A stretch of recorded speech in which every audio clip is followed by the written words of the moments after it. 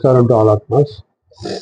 Today we are going to see God's second commandment to spread the message of peace to mankind from the various religious philosophies of the world to bring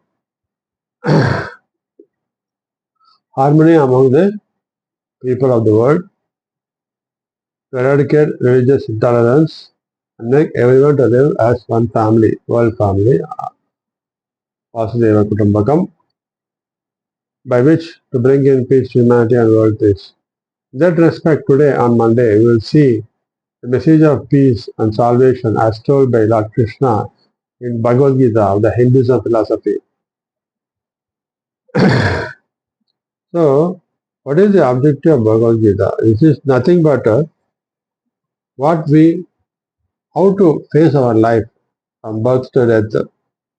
What are the problems that we come across?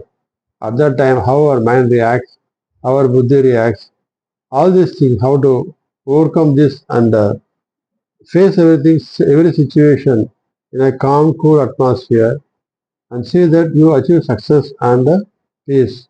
That is the way that Krishna explains. See,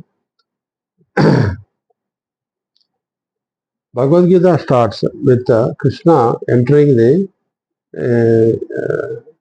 running the chariot. He is the charioteer. And Arjuna was the person who is the warrior in the Kurukshetra Yuddha.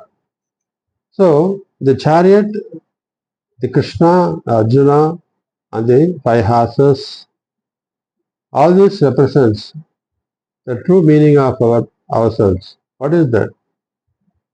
The chariot represents our physical body, Arjuna represents to Jivatma, Krishna refers to Paramatma, and five horses refers to our five senses. The, the wheels to the chariot refers to our Kala Chakra, our life. And the wheels connecting the horses is the buddhi, intellect, that is being held by the Krishna. Krishna is the supreme being. So he is driving the cart in the path of success, that is ultimate goal. So what does actually mean is, when Krishna, after the Gita Updesam is over, Arjuna surrenders totally to Krishna and says, I surrender to you. Please guide me the path of success and peace. So when the Jivatma surrenders to Paramatma, he will take control of their buddhi and their mind and see that the five senses move in the right direction of achieving success in life, success and peace in life, and takes this chariot to the path, the goal of achieving the mukti. This body should be the last body, and you have to attain mukti in this life. In Kurukshetra Yuddha, you see on both sides, this side Kaurava, this side Pandava. For Arjuna, Kauravas are the brothers, Pandavas are the brothers. They are cousins. So both are going to fight for the kingdom. He says, what is the purpose of killing our own people and ruling the world, ruling the kingdom? Can we sleep? The guiltiness itself will kill us. Instead of getting killed by the guiltiness, let me give up everything and go to penance again. Then Krishna says, you think that you are killing the Atma. No, Atma cannot be killed. This body is the carrier of Atma. And this body is being, you think that you are killing. But actually what is happening is, both the sides people are standing to fulfill their duties. And all Atmas have come from me. After fulfilling their duties, the entire Atmas come back to me. Because once you fulfill your duties wholeheartedly, without any attachment, your all karmas get released and you merge in me. It is not only applicable to you, it will apply to Bhishma, it will apply to Drona, it will apply to all the warriors who are standing for Kauravas or Pandavas side. So don't get attached to this body. Every person in this world, right from birth to death, who come across and carry bondage with you, they are all, it's a path for you to release your karma. You as a warrior, it is duty to see that you participate in this war and safeguard your kingdom. Similarly, in our life, we come across all our relatives, cousins, everybody. They are sending arrows on you. What kind of arrows?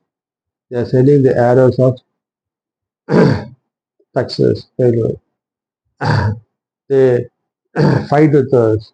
They scold with us. And there is a lot of relationship issues, financial issues. Our son, the son will get ill, I will get into an accident, you have to spend money. These are all path of release of karmas. The bondage between the various atmas is a path of which this bondage creates an opportunity for you to do a duty to release your karmas. And in this bondage, each bondage gives different kinds of situations, different kinds of problems. Everything you have to face it without attachment, because you should realize this truth, the bondage is only to fulfill my duties, then only I can release my karma if I do without attachment. And that is the mission which Lord Krishna tells through this Bhagavad Gita to Arjuna. Don't have any attachment. Don't think that you are killing anybody. You cannot kill anybody because Atma cannot be killed. So man right from birth to death come across various events in life which causes an effect of success or failure, happiness or sorrow, excitement or dejection, gain or loss. These things we come across in our life. Each event is like an arrow directed on us, which attacks us and causes damage to our mind, resulting in creation of anger, depression, dejections, jealousy, love, hatredness, and all kinds of good and bad traits in man, which not only disturb the peace of the individual, but also the peace of the world at large. So, how each event is nothing but an arrow, through which, while facing that arrow without any attachment, release your karma without adding any karma. So, if you get disturbed, if your mind gets disturbed because of dejection, depression, sorrow, ultimately it will have an impact on your physical body in the form of disease. How? Because, as I told you, this physical body and the astral body are there. The astral body contains the energy, chakras. So the physical body is disturbed by sorrow. The five senses get affected by sorrow, happiness, dejection, depression, everything. Corresponding negative effect will happen in the astral body, Sukshma Sarira. So what happens when that portion of negative feeling will create negative energy in the chakras that deteriorates the bonding force between the atoms. And it deteriorates, naturally you get disease. But one should develop necessary inner spiritual strength to face these external events by total surrender to Paramatma. So when one so totally surrender to Paramatma and carry on their duties, because at any point of time one should think that I am not the body, I am the Atma. One should think that one will have the feeling that I am not in this world at all. So you just carry on your duty, that's all. Because Atma alone cannot do any duty, it needs a body to do the duty. So when you totally surrender to Paramatma, whatever negative events happens in your life, it is He who takes care of it and gives protection to us. And so whatever be the external others, if it is directed on us, we will be protected by Paramatma, who bestows the peace and happiness. Shrimad Bhagavad Gita is a holy scripture of mankind, which is a dialogue between the Lord Krishna, Paramatma, and Arjuna Jivatma to dispel the ignorance about the life of the man's mind and guide him to lead a peaceful life. The important spiritual message told in chapter 2 to chapter 8 of Bhagavad Gita will be presented in separate videos. One should deeply do Atma Vicharana, self-introspection, and each of these following verses in each chapter and know the real meaning, inner meaning, and value for one to attain Jivan Mukti, which is the real peace in life. So as I told you,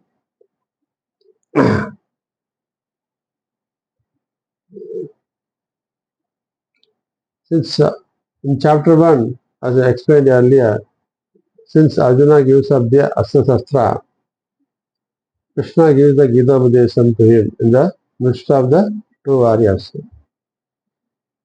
He says this body is a deteriorating mass. It's only a carrier of the Atma. So the Atma inside the body cannot be killed. This Atma is surrounded by karmic layers. Our Atma is surrounded by karmic layers.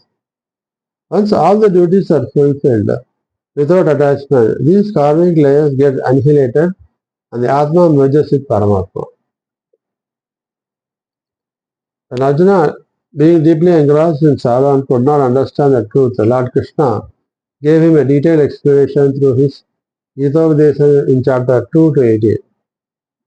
In chapter 2, we'll see communion through knowledge. That means one can gain the real communion, that is communion with God, only through knowledge. Contact of the senses with the objects generates cold and heat, pleasure and pain. They come and go, being impermanent. Bear with them patiently. So what he says is, when the sense get in contact with the objects of external world, which are nothing but Maya, it generates cold and heat. Cold won't acquire, once acquire happiness. Heat, if you don't get it, you get agitated. So, cold and heat, happiness and agitation, pleasure and pain, all these things comes because of the attachment to the Maya of the external world. But these things we cannot avoid because we don't have any control over what is happening outside the world. So when you know that there is no possibility of any change of the external world, naturally you have to go inside to control yourself. So what he says is, when you these these things, the attractions and rejections, hatredness, everything, they come and go. They are all impermanent. Bear with them patiently through meditation. That enlightened one is who is unperturbed alike in pleasure and pain, gain and loss, success and failure, victory and defeat. Is free from all mental attachments and indeed is worthy of immortality. So the enlightened one, who is that enlightened one is unperturbed alike in pleasure and pain. When he gets happiness, when he gets sorrow, in both situations, he remains equanimous. Gain or loss, success or failure, victory or defeat. In all these situations, a man of enlightenment will remain calm, peaceful, without attachment. He is worthy of immortality. You have no object to gain in this world by action, nor you lose anything by abstaining from action. So, you have nothing to gain in this world from action. Because for this you are not come. You are just come to release your karmas by fulfilling your duties. That's why I said, you have no object to gain in this world by action, nor you lose anything by abstaining from action. So whatever you have built with so much effort, once you die, you cannot take with you. It will remain as it is.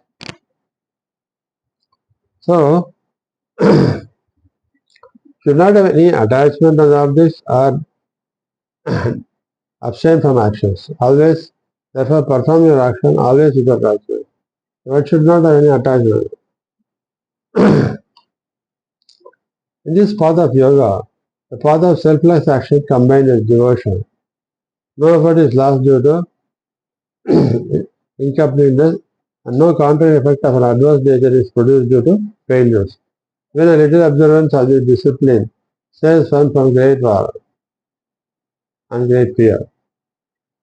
So the path of yoga, yoga means synchronization of body, mind and soul. The path of selfless action combined with devotion. When the body, mind merges the soul, there is only one thing. So then you will not have any attachment. Because when the buddhi goes inside, it takes control of, takes the mind with it. So no effort is lost with incompleteness, no contrary effect of an adverse nature is produced by the failures. So neither success nor failure are going to come with you. You don't have any attachment. Your little observance of this discipline saves run from great fear. So this is what. So in those following the path of yoga, the buddhi, the understanding that has the nature of producing conviction, is directed towards a single objective. The one who follows the path of yoga, the entire buddhi is focused on one single objective, a single. Thus, without any spiritual conviction, the understanding gets scattered and pursues counteractions. We don't have any goal in life, any spiritual conviction. Mind gets scattered. Think this one, that one, tomorrow what happened, yesterday what happened, all these things. And without any end, countless ends, it's going to continue thinking and there will not be peace to anyone. So this is the basics of the Bhagavad Gita about our life. There are many things that we come across one by one. Thank you.